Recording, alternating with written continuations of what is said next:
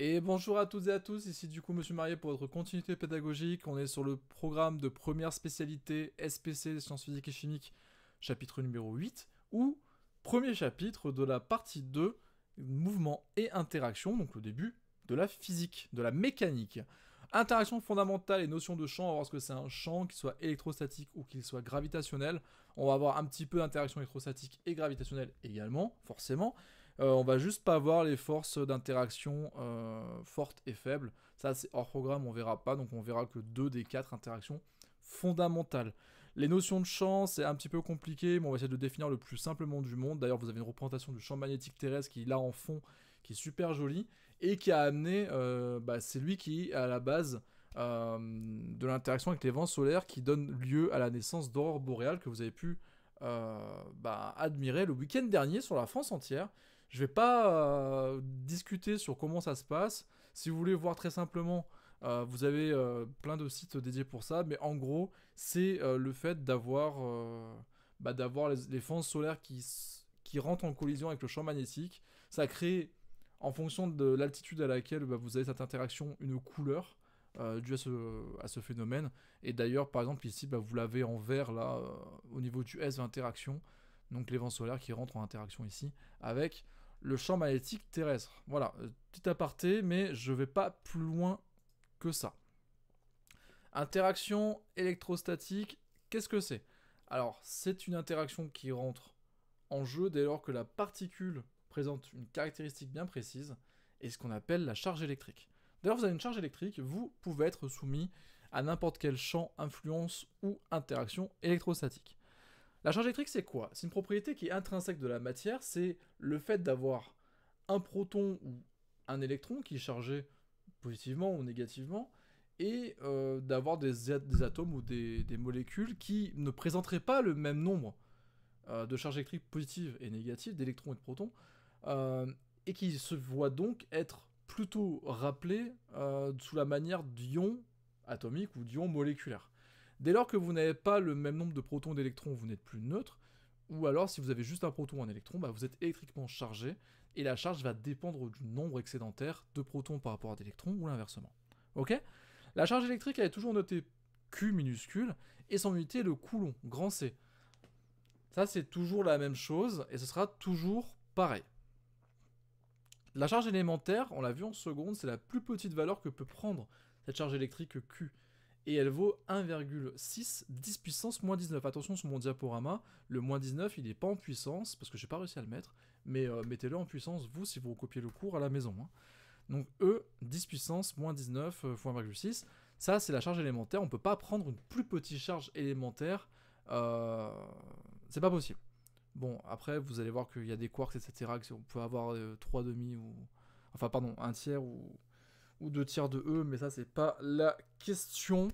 Pour l'instant, je suis en terminale. E, c'est plus petit, et c'est tout. C'est comme ça. De ce fait, si vous avez des charges qui sont là, qui existent, on peut avoir ce qu'on appelle une influence électrostatique. Ok? Ça veut dire que les petites charges là, elles aiment bien, on vous a toujours dit qu'elles aimaient bien les charges de signes opposés, qu'elles étaient repoussées par les charges de même signe. On va voir pourquoi. Mais vous pouvez avoir du coup ce qu'on appelle une influence électrostatique qui peut se passer. C'est-à-dire que si j'ai un solide qui est ici chargé de manière neutre, il n'est pas chargé, il est électriquement neutre. Il a donc une somme de protons et d'électrons qui est vraiment égale. Chacun se neutralise un à un. On approche un dipôle électrique à proximité, donc on a notre machin qui est ici, on approche un dipôle électrique, ou même une charge électrique ponctuelle, hein.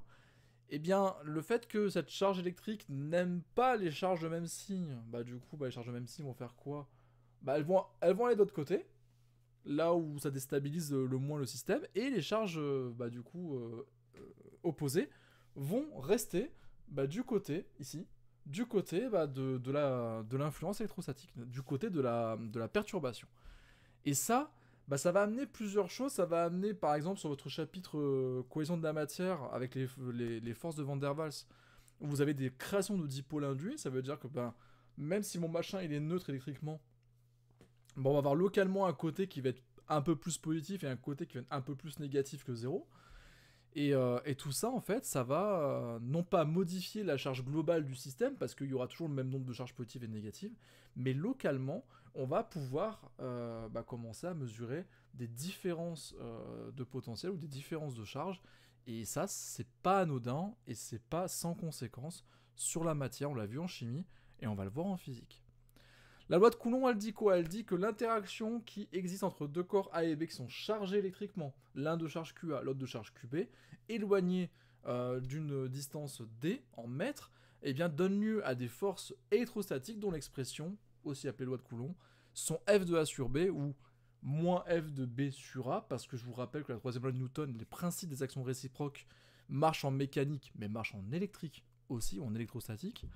Donc les forces électrostatiques F de A sur B sont totalement réciproques avec F de B sur A. Par contre, il y a la présence de ce moins ici, qui veut dire que la force n'est pas négative, attention, de même intensité, mais de sens opposé.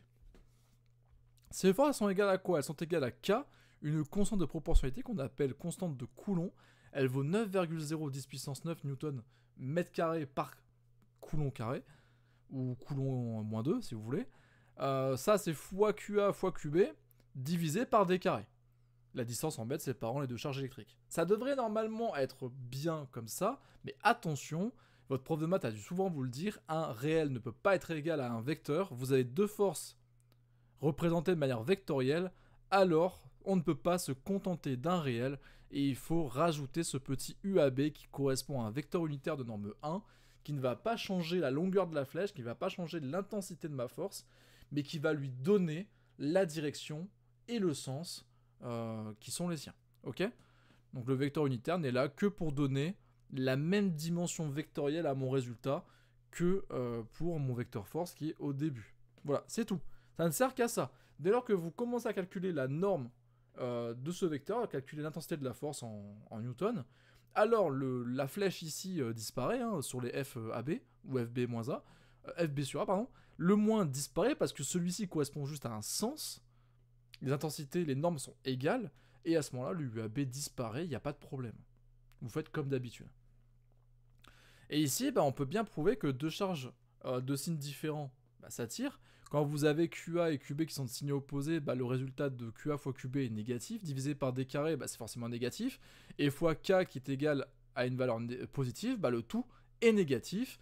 Donc si vous avez deux charges ici, A et B, avec A qui met une pression, qui met une force électrostatique sur B, à ce moment-là, mon A va générer une force. La force, elle tend en fait à éloigner B de A. Donc on est bien d'accord que si A et B sont de même signe, alors QA fois QB est positif et on a l'éloignement, et si sont de signe égal, à ce moment-là, c'est l'inverse, ça doit aller dans la direction inverse de AB, et donc ici vous avez une charge A et B, vous avez une charge qui va tendre à venir attirer B sur A, et on retrouve bien ce qui est marqué dans la remarque. On va faire la même chose en gravitation. La force électrostatique et la force de gravitation, quand même, des points communs. C'est tous les deux une force qui se modélise de la manière 1 sur D carré, c'est-à-dire que c'est toujours proportionnel, inversement proportionnel à la distance au carré. Vous avez toujours une constante au début. Donc là, c'est une constante de gravitation, universelle d'ailleurs, elle marche partout pareil dans l'univers. Alors tout à l'heure, c'était des constantes électrostatiques de Coulomb. Vous avez toujours ce vecteur unitaire à la fin, ok, et vous avez toujours le produit de deux caractéristiques. Et ici, c'est pas la charge électrique, ça va être la masse. Donc la masse de A et la masse de B. Parce que dès que vous présentez une masse, alors vous pouvez prétendre à une interaction gravitationnelle générée ou subie, bien entendu. Le moins ici est totalement essentiel parce que vu que les masses ne peuvent être que positives, et la distance au carré ne peuvent être que positive, et la constante de gravitation étant positive, vu que la gravitation est forcément que attractive, vous devez avoir un signe moins, et donc on rajoute ce moins en début d'équation pour que tout soit raccord. Bien entendu, si vous trouvez une masse négative un jour dans l'univers, vous pourrez avoir une force de gravité qui serait positive, et à ce moment-là avoir une répulsion gravitationnelle. Mais si vous trouvez ça, merci de me l'envoyer à david.marier @c-grenoble.fr afin que je puisse déposer le prix Nobel en votre nom. Bien entendu, je vous reverserai 100% des... Non, c'est faux, hein. Gardez-le et brevetez-le. Hein. Absolument. Brevetez-moi ça et gardez votre prix Nobel pour vous. J'en serais très fier, mais citez-moi quand même que je vous ai enseigné un jour. Voilà, donc force de gravitation, c'est ça. Et enfin, le champ de gravité, qu'est-ce que c'est? Le champ de gravité, c'est en fait quelque chose qui est assez dur à comprendre, mais si on revient sur le champ qui est ici, en gros, c'est une zone de l'espace qu'une particule peut pénétrer, mais si elle pénètre dans cette zone de l'espace en présentant la particularité intrinsèque adaptée, adéquate, alors elle subira une interaction. Ok ? Je prends l'exemple d'ici du champ magnétique terrestre. Ce champ magnétique, si je rentre dedans et que je présente la particularité charge électrique non nulle, alors je subirai une interaction magnétique ou électrostatique de la part de ce champ. Ok ? Si je fais pareil avec un champ de gravité, qui ne se représente pas exactement pareil, hein, même pas du tout, si je rentre dans le champ de gravité terrestre et que je présente la particularité masse non nulle, alors je subirai une interaction gravitationnelle de la part de la Terre. Voilà ce que ça veut dire. Comment je représente ça ? Le champ de gravité, grand G, ici, c'est égal à la force d'interaction gravitationnelle, F de G, divisé par M. Et M, qu'est-ce que c'est ? C'est la masse, tout simplement, de la source gravitationnelle. Donc ici, ce serait la masse de la Terre. Ok ? Tout simplement. Donc ici, grand G, c'est égal à aussi moins G fois M divisé par D carré fois U. Et ici, par contre, ça, c'est une constante. Ok ? Et ça ne concerne que la masse... de votre objet. Voilà. Donc c'est pour ça qu'on a dit dans le cadre gris, la présence d'un objet de masse m en kilogrammes conséquente a une incidence gravitationnelle sur son espace environnant. Ok ? Voilà, tout simplement.